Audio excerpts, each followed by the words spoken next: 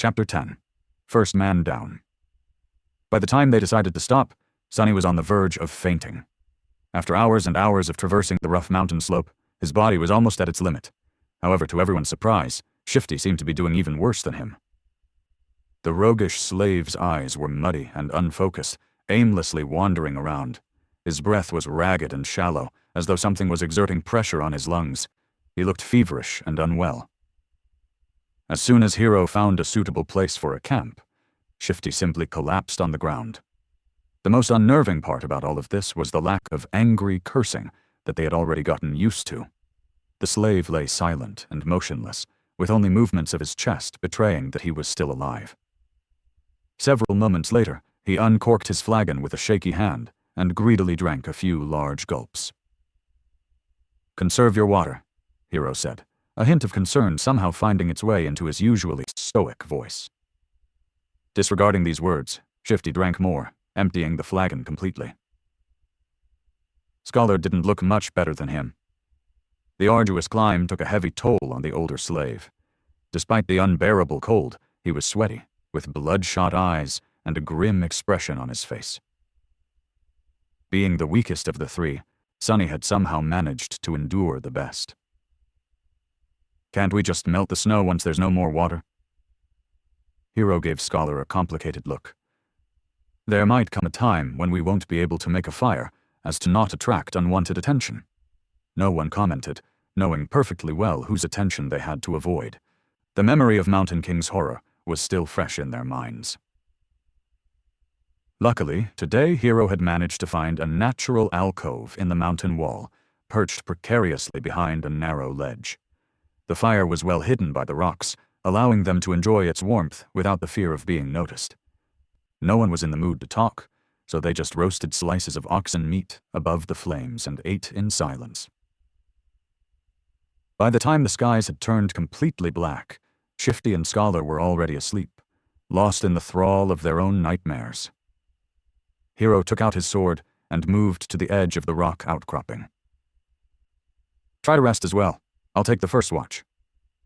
Sonny gave him a nod and lay down near the fire, dead tired. Falling asleep inside a dream was a new experience for him, but unexpectedly, it turned out to be quite mundane. As soon as his head touched the ground, his consciousness slipped into darkness. After what felt like only a second, someone had gently shaken him awake. Groggy and disoriented, Sonny blinked a few times, finally noticing Hero hovering above him. These two didn't look too well, so it's better to give them some time to recover. Don't let the flames go out and wake us up once the sun starts to rise. Or if the beast appears. Sonny silently rose and changed places with Hero, who added a couple of logs into the fire and was soon fast asleep. For a few hours, he was on his own.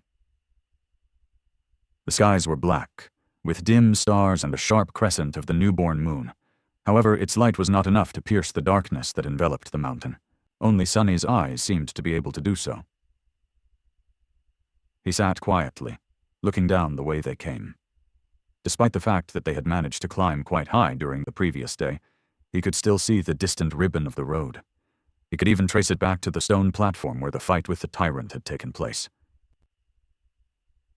The tiny dots littering the stones were the dead bodies of the slaves. As he was watching them, a dark figure slowly crawled on the platform from beneath the cliff. It stayed motionless for a while, and then moved forward, scraping its claws against the ground. Every time a claw hit one of the bodies, the tyrant would grab and bring it to its maw. The wind brought the muffled sounds of crunching bones to Sonny's ears. He flinched, accidentally pushing a small rock off the ledge. It fell, hit the slope, and then rolled down, causing a few more to follow. The noise of these falling rocks sounded like thunder in the silent night. Far below, the tyrant suddenly turned its head, looking directly at Sonny. Sonny froze, petrified. He was scared to make even the tiniest sound. For a while, he even forgot to breathe. The tyrant was staring directly at him, not doing anything. A few torturous seconds passed, each feeling like an eternity. Then the tyrant calmly turned away and continued to devour dead slaves, as though he had not seen Sonny at all. Nanda. It's blind, Sonny suddenly understood. He inhaled, watching Mountain King with widened eyes. It was true. The creature could not see. Looking back at everything that had happened earlier, he grew more and more certain of his guess. Those milky, expressionless eyes. Come to think of it, he never saw the tyrant moving them at all. And back when Sonny was pushing the wagon off the cliff, the tyrant only reacted after the wagons had started to fall, scraping loudly against the rocks. Of course! It was all making sense now.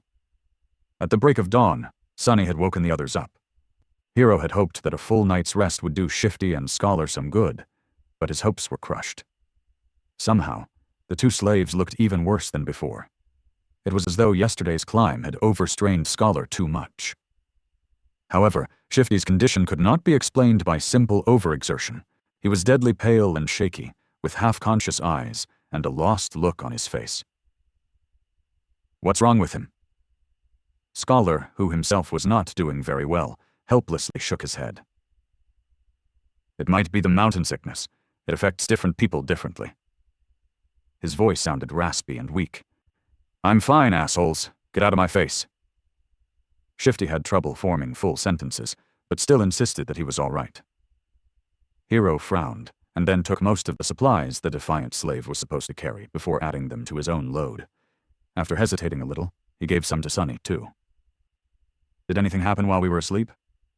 Sonny stared at him for a few seconds. The monster ate the dead. The young soldier's frown deepened. How do you know? I heard it. Hero moved to the edge and looked down, trying to make out the distant stone platform. After a minute or so, he clenched his jaw, showing signs of uncertainty for the first time. Then we'll have to move faster. If the creature is finished with all the bodies, it will come for us next. We need to find that old path before nightfall. Frightened and dejected, they set out again and continued to climb. Sonny was slowly dying under the weight of the added load. Thankfully, Shifty and Scholar had already drunk most of the water, lightening it a little. This is hell, he thought. They climbed higher and higher and higher. The sun was climbing with them, slowly approaching the zenith. There was no talking, no laughs, only strained breathing. Each of the 4 survivors was concentrated on his own steps and footing. However, Shifty was falling farther and farther behind. His strength was abandoning him. And then, at some point, Sonny heard a desperate scream. Turning around, he only had time to see a panic-stricken face. Then Shifty fell backward, his foot slipping on an ice-covered rock. He hit the ground hard and rolled down, still trying to grab onto something. But it was too late. Frozen in place and powerless, they could only watch as his body tumbled down the slope, leaving bloody marks on the rocks. With each second, Shifty looked less like a man and more like a rag doll. A handful of moments later, he finally came to a halt, hitting the top of a large, protruding stone in a pile of broken flesh. Shifty was dead.